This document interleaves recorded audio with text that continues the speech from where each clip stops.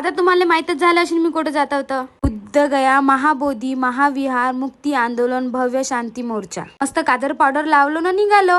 मग माझ्या आईनं बी मला मस्त पप्प्या दिल्या होत्या. मग त्या बी पप्प्या घेऊन घेतलो. मग पप्प्या घेऊन झालो मी रेडी. मस्त रेडी झालो ना बांधलो स्कार्फ, कारण की बाहेर ऊन बहुत आहे. आमच्याकडे ऊन भक्कम सुरू आहे 45 डिग्री. बांधला स्कार्फ पण निघालं घरून. मग पोहोचलो गुगूच्या बस स्टॉपवर.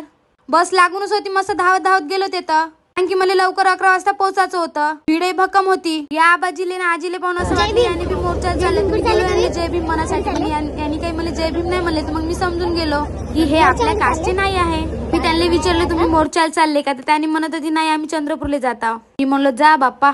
तिथून पोहोचलो मी चंद्रपूरला पाण्याच्या टाकीपाशी. तिथून उतरून घेतलं ऑटोनं पोहोचलो मग आंबेडकर पुतळ्यापाशी. आबा येतं येऊन पाहतो तो कोणीच नाही दिसत आहे मला. बरोबर 10 मिनिटं कमी होते 11 वाजेल त्याच्या पहिलेच पोहोचलो. पण इथं 4 आबाजी येऊन बसून होते. मस्त ऊन आहे ना, मस्त रुमाली घेऊन बांधून बसून होते आबाजी. मग एक जण येत होते. आम्हाला दिले हे बॅनर पकडासाठी.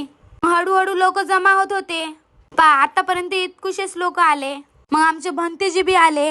सगळ्यांना बॅच वाटप केलो लावासाठी. बॅच वाटप केल्याच्या नंतर मस्त बाया जमा झाल्या होत्या. एक बाई मागून का म्हणते एकही जवान पोरगीनं काही नाही दिसत आहे, निरे बुढे बाटे दिसत आहे म्हणत होती. बरोबर आहे ना, जवान पोरायला ऊन लागते बाहेर निघासाठी. त्यांना बघून मला नवीन पिढीला एकच म्हणायचं आहे, कसे भीमाचे चेले रे तुम्ही, जिवंत आहे की मेले रे तुम्ही.